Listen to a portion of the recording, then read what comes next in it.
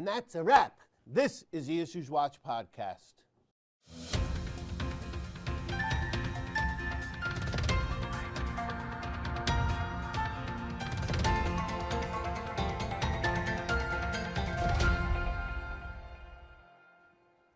Hello and welcome to the IssuesWatch podcast. I'm Brad Muniz, your host for the bi-weekly accounting and auditing episodes. I'm an assurance principal at Clifton Larson Allen. This episode qualifies for NJCPA credit. If you're interested in earning CPE credit for this episode, hit the pause button now and head over to njcpa.org/nano to find out how. Quick disclaimer, the views and statements expressed herein are my own and not necessarily those of NJCPA or CLA. Okay, so 2024, it's gone. Are we happy? I don't know. I'm kind of betwixt and between. As it relates to the accounting world, it wasn't an absolutely terrible world. You heard me say many times, not a lot of stuff came out. Now, Frank hates when I talk about this. He says I go on too long, but I really think it's true. I think that we were overloaded with, particularly FASB, issuances with CECL, with RevRec, with leases, and it was a lot to adopt. And I don't know if they pulled back the reins and said, okay, let's hold on, or they just didn't know what else to drive us crazy with. But those are the big things that came out. CECL was the last one that, if you didn't adopt it, most recent, then you better go back and look at it. But wait for a future episode, because we're also going to be talking about CECL and potential changes there. There weren't any new SASs that came out, really, for the most part. There were some new SASs that were effective, auditing standards that were effective. You had 145, which is the risk assessment. You had the auditing for estimates, which is significant. One of the things I noticed in 145, the risk assessment, is that people are not really grasping the understanding of the IT environment. And the AICPA made sure they put that in there. Now, if you're doing audits and you're just using the third-party checklist and just filling it out, be careful, because I have a sneaky suspicion in peer reviews that's one of the areas they're going to focus on.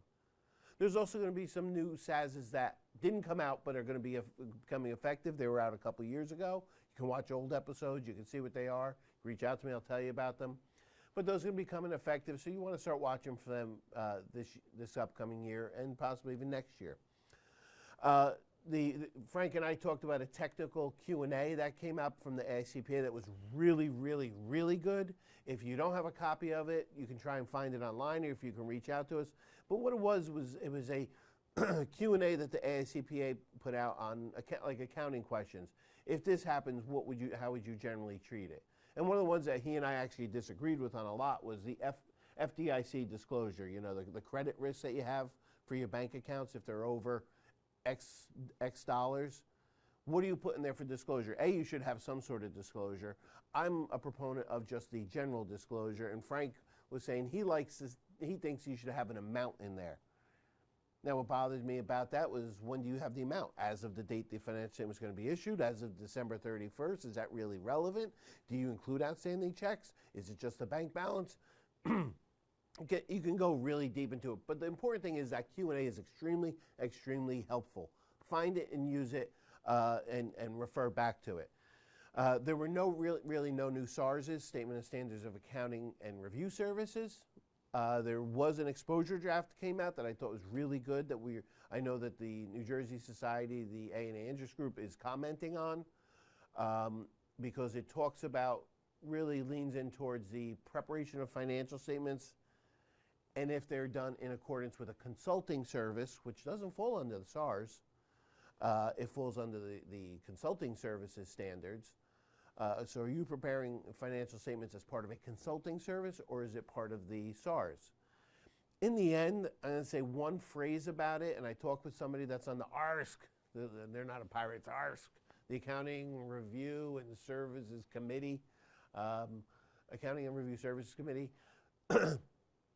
I said to him, it comes down to one phrase. What are you engaged for? If you're engaged for consulting, or are you engaged to do preparation, compilation, review services? So look into that and see or watch for it, because it's going to be coming out. The person I was talking about at the R said this is going to be coming out. There were 4 new ASUs, nothing extremely deep, fortunately. You had stock-based compensation. You know, it's with the whole profits, interest, and everything. It's kind of bubbled stock-based or equity-based compensation back to the top. You had some codification improvements that they pretty much come out with all the time. Then they had two that they just slammed out right at the end of the year. You had the income statement expense disaggregation. And we were talking about it for a while. I was watching the FASB meetings, and I knew that this one was going to come out. They really want more information as it relates to the income statement. Now, they're starting with the public companies, particularly in the cost of sales they're looking at. They want to know what comprises there. One of the things is they want to know what makes up your selling expense, but they don't really give a good definition of selling expense. We already have advertising expense disclosed. So you see that I'm sitting here rolling my eyes with it, and these are my own comments and not of anybody else. But they came out with this because they want more information disclosed. They're focusing on the public companies. You know my thoughts on this. It's a trickle-down effect. Ultimately, this will come in to some extent to the private companies too. And then there's debt with conversion features. Went over that. It was really the last of the episode right before that where we talked about this guidance that came out.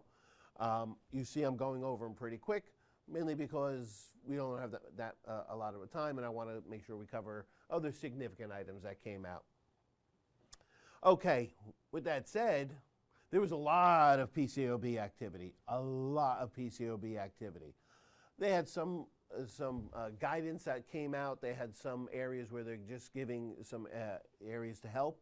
Now, I don't even do PCAOB work anymore, and I know some people are sitting there going, this guy must do a ton of PCAOB work because that's all he talks about all the time.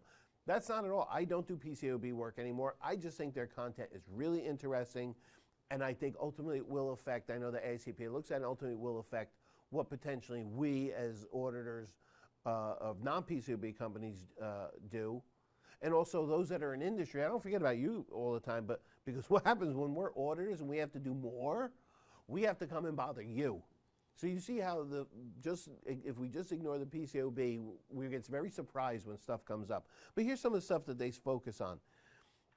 So they want the auditors to be more involved in NOCLAR, non-compliance with laws and regulations. And there was a big debate about that. So you should watch to see what the responsibilities are going to be. Right now we have to inquire about it, okay? The firm's quality control, they're focusing on the firm's aspect of the quality control. And wait till I get to my next topic, but you'll see why that they're starting to focus on this. The change in the liability standards. Now, they're starting to focus on firm management. In the upcoming episode, we're going to talk about a couple PCAOB changes, and they're really starting to look at some firm operational aspects. Now, I used to do PCAOB work up until a couple of years ago, and I remember when the PCAOB came out. It sounded like the old guy. I remember the old days before PCAOB. I remember when PCAOB came out, and it was just like, we're going to focus on how you're doing audits. And now they've evolved to, we're going to start focusing on what certain aspects are of the operations management, financial aspects of the firm. So now they're looking at the liability standards as it relates to firm, and that really means what the firm's liability is as it relates to their auditing aspects. They always come out with some really good information as to what they're focusing on and what they have focused on and what the results of their previous inspections were. So they had their broker-dealer annual report. Typical areas that you'll see, nothing else significant pops up that wouldn't surprise you, but you should get a copy of that report, especially if you audit broker-dealers, but you should get a copy of that report and just see the type of things they focus on and what they're finding. Similarly, they come out with their inspection spotlight. After they do their inspections, they tell you certain items they see consistency on. Now you can say they're overarching, blah, blah, blah, blah, blah, or they reach too far. Okay, you can have that opinion, but it's very interesting content. I recommend you look at it. Auditor's responsibility for illegal acts. Frank talked about that. Right now, we just inquire about it. If we find out about what goes on at the AICPA level, we're saying, not that there's illegal acts at AICPA, as under the AICPA standards, you inquire about illegal acts. If you identify anything, you bring it to the people's attention. And try and get comfort that it has been addressed. If it has been addressed, ultimately you should probably consider disengaging. And then they focus on CAMs. Now, what are CAMs? It's not the car engine part. Okay, it's critical audit matters compared to the AICPA version of CAMS with a K, which are key audit matters, but it's critical audit matters, and they wanted to focus on how people are not addressing enough critical audit matters. Okay? So that's the PCOB. That was significant. Am I done? No. And then we had QMS. I don't know how many times we talked about it. We had the person from the AICPA here. It was a great session. She was extremely knowledgeable. I've met with her and known her in the past and been through some of her sessions. She was just super knowledgeable on the topic, very, very practical. If you even talk to her privately about some of the content, she's not critical of it, but she's like, yeah, she's very practical in how you should be addressing this. But the quality management standards came out with two standards, QMS1, which is a firm's quality management system, QMS2, which is the engagement quality review. Now, I know you've sat here, and I thank you for sitting through many of these sessions that you kept saying, why the heck does he talk about this stuff so much as QMS? Here's why. It's effective for December 15, 25. And you're like, Brad, that's a year away, over a year, or a year away, whatever. Whenever I'm taping this, it's a year away. It's the end of this year. I don't need to worry about it. Yes, you do, because you're going to go through your busy season. Then you're going to need to relax. Then you're going to start catching up on stuff that you missed. Then you're going to want to go on vacation. Then all of a sudden it's September 15th and you have a deadline. Then all of a sudden it's October 15th you have a deadline. And then it's November 15th in November and you haven't addressed it at all. And it's going to take more than a month to get this done.